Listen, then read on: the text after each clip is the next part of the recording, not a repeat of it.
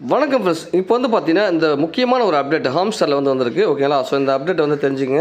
So நம்ம already சொல்லியிருப்போம் இந்த ப்ராஃபிட் பர் ஹவர் எல்லாருமே இன்க்ரீஸ் பண்ணிக்குவாங்க அப்படின்ட்டு.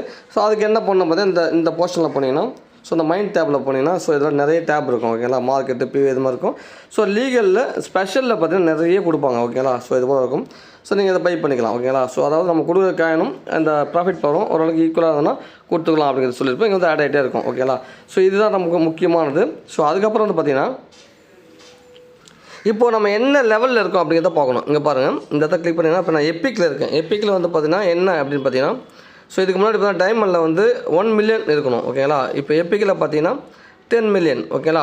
10 மில்லியன் இங்கே எனக்கு ரீச் ஆகிடுச்சு. நாங்கள் மெயின்டைன் பண்ணணும் ஓகேங்களா. 10 மில்லியன் மெயின்டைன் பண்ணால் தான் என்னால் இந்த வித்ட்ராவலுக்கு எலிஜிபிள். நல்லா புரியுது உங்களுக்கு. ஸோ இப்போ பார்த்தீங்கன்னா இந்த இடத்துல நீங்கள் லெஜெண்டில் இருக்கீங்க அப்படின்னா, கிராண்ட் மாஸ்டரில் இருக்கீங்க அப்படின்னா மோஸ்ட்லி தான் எல்லாருமே இருப்போம். ஸோ இதில்